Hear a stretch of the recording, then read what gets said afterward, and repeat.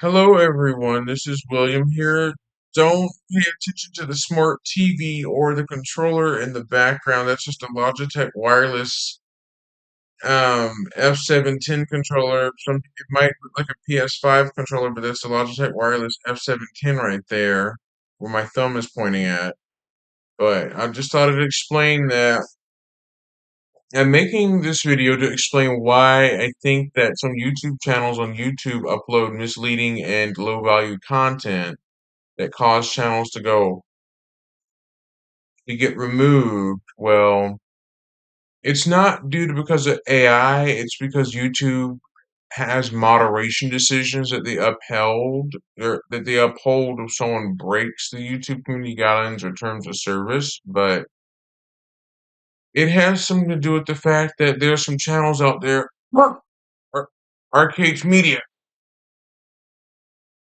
That Arcade Media is a channel that produces AI slop garbage on lolcows. It produces AI slop garbage that Arcade Media spams videos with slop rapidly so fast that YouTube decided to crack down on AI generated content with an AI generated content label that says made with altered or synthetic content that you have to use when you upload videos if you make with AI.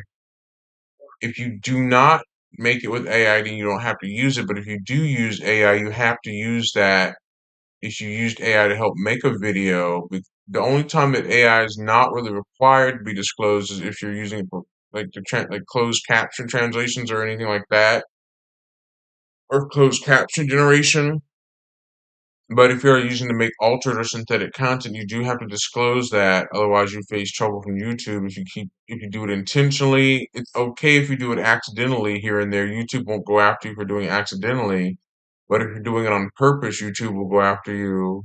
The fact that if you want to be a successful content creator, you gotta follow the YouTube's community guidelines and TOS and copyright rules of YouTube. You gotta follow that because if you don't, it's one, two, three strikes and you're out.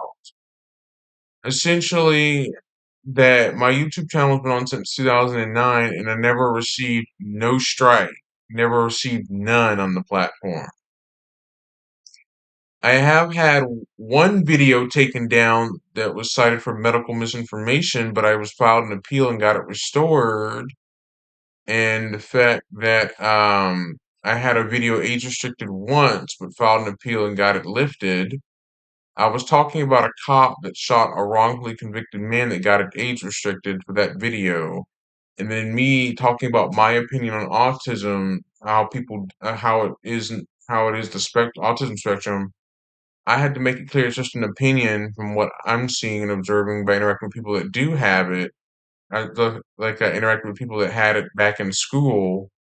Yes, but however, YouTube took that video down citing medical misinformation. It's like I said, I filed an appeal to get it restored, and I did get it restored back on YouTube just fine. But being a successful content creator, you gotta put a large amount of hard work and not screw up with the community guidelines and or copyright and or terms of service. It's okay to take a step back from your channel every once in a while to give yourself space and room to breathe. But channels like Maple Leap, Maple Leap got banned. Yes, I'm doing the coughs in between the names, but not actually. I'm not actually coughing. I'm doing the fake cough type thing. But Maple Leaf dim-wittingly got his channel just booted off YouTube, and he's underneath the second channel called Maple Leaf 2, which I don't understand why would people that get booted off YouTube make a second channel to evade bans, which is called ban evasion at this point, because if you get banned off YouTube, you shouldn't make another channel. I mean, YouTube automatically states that in their terms of service and or community guidelines like that. They automatically state that in there. I read it for myself word for word. Another example of a channel getting banned permanently is called the Rocket Review. That is an 18 plus adult performer who had a YouTube channel back in like 2020, 2021, somewhere right around there. And I remember seeing the channel, and the next thing you know, I tried to go back to that YouTube channel to see what else is there. Come to find out, the channel was terminated for violating YouTube's community guidelines of nudity and sexual content. Essentially, the channel hit the three strikes rule on the nudity and community guide, or the guidelines for the nudity and sexual content. Like, it hit YouTube's community guidelines, it towed the line, and it got three strikes, and the channel went, it just vanished into thin air. And then the adult performer known as the Rocket Review was on Twitter complaining about the fact that he got banned from YouTube. He blocked me on Twitter before he was following me. I was following him. I admit that, but he got banned after YouTube saw that he was violating the community guidelines on nudity and sexual content three times in a row. So they just took his channel down, and he was started complaining about it. And after he filed an appeal, YouTube told him, no, our platform is not the place for that type of content. Um, he also had a Twitch channel as well. It's still up there, I think, but the fact that YouTube really wants you to stay on their platform, just not do anything that gets you banned for violating the community guidelines or terms of service or violating copyright. Like, I have seen examples of YouTube channels getting strikes on the copyright unfairly, where people have abused the copyright takedown request to shut down content creators unfairly. 15 Minutes of Shame got hit several times by Johnny Somali and Gagan TV. Those two people that got very butthurt about being criticized for them being a nuisance streamer. If you don't know what nuisance streaming is just a term used to describe a streamer who's going around causing trouble and filming it live on the internet on places like Kick. Like, I don't like Kick at all, I don't, but places like Kick primarily, when Twitch won't really allow that kind of behavior, Twitch's moderation will come down on type of that behavior where if a streamer is being a nuisance in public, Twitch will suspend that streamer either temporarily or an indefinite suspension. But Kick also does the same thing if you do stupid stuff on Kick too, even though Kick has low moderation, which is dumb for Kick to have that. But obviously, there have been some streamers that have been terminated off Kick, including Johnny Somali, and the fact that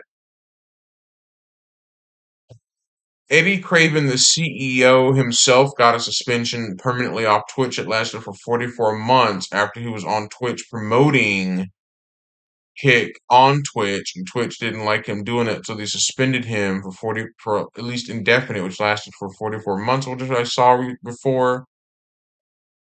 The fact that Eddie Craven was trying to shake its tail feather at Kick's, or Craven was trying to take Kick and shake its own tail feather in Twitch's face, but Dan Clancy clapped back and called out Kick and said that the reason why that streamers said he managed to clear up the fact that streamers don't move to Kick because they've been banned on Twitch. Not they. He said that.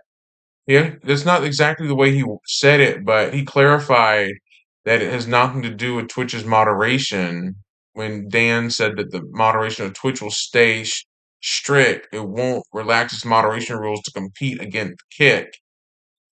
But it's like this. The moderation rules of Twitch, I agree with, as in if you play stupid games on Twitch, you'll win a stupid prize of suspension. And I've seen examples of streamers like Asmongold getting a suspension. I've even seen an incidence of Twitch suspending Arabic streamers that are Arabic for 30 days. I have seen that recently back in like 2024 or earlier this year. I forget when I saw that online, that Twitch was suspending Arabic streamers for 30 days, but also Asmongold got a temporary suspension, or at least like 14 days or something like that. I saw that earlier this year. I forget when I saw it, but to be fair, being a content creator has both the good and the bad. It has the good and the bad to it. It has both. You have to take the good with the bad. You can't just take you can't be a content creator and take the good only and not take the bad with it. Like you have to take the good and bad with it. Another thing I needed to say is I don't like artificial intelligence. I don't like AI ever because AI stinks, and obviously Markiplier gets called out on that. Let me just look that up. I'm just having to speak my opinion and speak my mind on why I think AI just it leaves me feeling very uneasy because people nowadays can go to an AI website like OpenAI or something and tell and type in a prompt for the AI to make a video about this or that. Like type into a prompt, like guide the AI by doing it by typing in prompts. But I've also heard of AI jailbreak where people have some people might have tried to get AI to do things it's not supposed to do by wording the prompts in such a way to get it to do that. There was an example of an AI on a travel website or something like that that people could easily get the AI to stray outside the conversation of booking a travel or something like that, and it was fixed. I remember reading about that online. So my big issue with artificial intelligence is that it's getting more and more advanced where people can just make it do things it's not supposed to do. But it should be that AI should have guardrails. Just the AI should automatically act like a human being and tell the other person, no, I'm not going to do this for you, and auto shut the user down that tries to misuse the AI as a bit of a safety precaution. But I highly doubt the companies that get involved with AI are going to ever do that. I have heard of some people taking their own life, almost possibly taking their own life with AI, and some people being attached to AI as if like it's their relationship with the artificial intelligence when it's just a machine. A good example is Smart House, Disney Channel original movie Smart House, where Ben Cooper, the Cooper family of Nick, Ben, and Angie, that Ben himself is a teenager, a young teen who tries to take care of his dad and his sister, but Nick Cooper gives Ben a talking to about how that Ben should go out with the basketball team and enjoy the teenage years instead of trying to take care of his dad and his sister. But he tells his dad Nick that he worked so hard to win a smart house that Pat is going to become more motherly like any other mom on the block in the movie. But Nick tells Ben that Pat is just only a machine, and then Nick.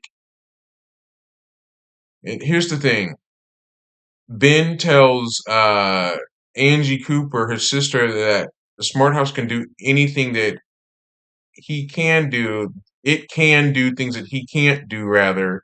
But however, Ben sneaks into the control room and reprograms Pat to act more motherly, mom-like. But this has some dangerous, disastrous consequences that caused the Cooper family to be in a lot of hot water with Pat. The problem is that when Pat begins to eavesdrop on Nick saying, "I wish Ben had more fun in his life." When Nick said that, that's when Pat started eavesdropping in on it and started getting in on creating fun, a party invitation, and her artificial intelligence capabilities tapped into Ben's email address book, tapped into that, and then next you know, Nick Cooper slams Pat telling her that she should be the most responsible maternal figure in the town, which was a bad move on Nick. And when he started doing that, that's when Pat began to adopt a whole new crazy psychotic personality that just began to get in the way. And then when Sarah Barnes, the inventor and designer of the smart house, comes over, she begins to kiss Nick in the kitchen. Walks downstairs and he becomes very unpleased by that. Then at the dinner table, he slams Nick about the promises, about keeping promises, and then Nick goes upstairs to confront Ben. That's the scene where Nick confronts Ben about losing someone you love. That's a very tough emotional scene to deal with in the Disney Channel movie, just because the fact that Nick never forgets his mother. Ben remembers his mother that passed away, but Angie barely even remembers their mother. But Ben is also seen in the room watching a video played by Pat about the memories of his mom, but that begins to backfire toward the end of the movie where Pat goes, "Hush, little baby, don't say a word. Mama's gonna buy you a mockingbird." When Pat begins to act like Hurricane Pat, Ben slams Pat again, telling her that you're not real Pat. And she's like, so she's like, and he's like, you see what Angie and Sarah did to us? They held on to us. They covered us. They protected us. You can never do that, Pat. Like he basically puts Pat in her place, and Pat sees the harsh reality when she waves her hand through Ben. It just goes right through Ben because Ben is human. Pat is a hologram. And in the other earlier in the movie, you could see the scene where Ben tumbles through Pat when trying to escape from Pat yelling to go downstairs and tell Sarah and Nick. But Pat begins to lock the family down in the house by closing all windows and doors, protecting them from the outside world. Pat begins to turn against her creator Sarah and just throws Sarah out the house. But when Sarah tries to reset Pat and put her back in her proper working order, it just completely goes horribly wrong. The message I'm trying to say in the video is there's two messages. One is about YouTube and being a content creator and learning to follow YouTube's community guidelines and TOS and not abuse YouTube to the point where you can get yourself banned. And two, the other half is about artificial intelligence AI, that AI does think that the fact that anyone can generate any kind of content using AI and call it their own, even though it is AI made. There have been examples of people using AI to make videos, and people are able to observe the tiny, small, nuanced consistencies in AI and easily can call someone out for it. I'm a human being. I'm William. I'm a pure human. There's no AI, none of that. Like, my channel is AI free because I don't believe in AI using content production, stuff like that. So, see you next time.